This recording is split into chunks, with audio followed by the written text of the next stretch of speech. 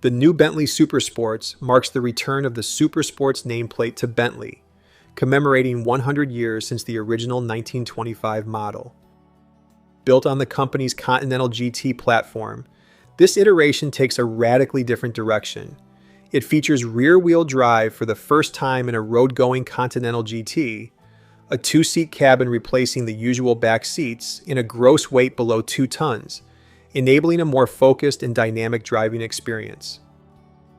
Power comes from a 4-liter twin-turbo V8 engine, generating 666 horsepower and 800 Newton-meters of torque, sent via an 8-speed twin-clutch gearbox exclusively to the rear wheels. The sprint to 100 kilometers per hour takes 3.7 seconds, and top speed is limited to 310 kilometers per hour. The exterior has been extensively revised. A carbon fiber roof, large front splitter, dive planes, side sills, fender blades, a rear diffuser, and fixed rear wing combine to produce over 300 kilograms of additional downforce compared with the GT Speed.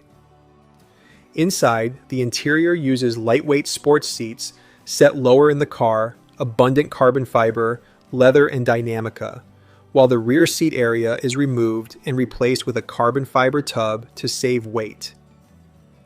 Production is limited to just 500 individually numbered examples, with orders opening in March 2026, production beginning in the fourth quarter of 2026, and deliveries scheduled for early 2027.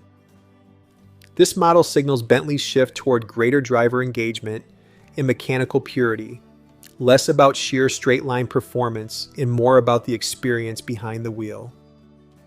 Guys, if you like our videos, please subscribe and hit the like button. Thanks!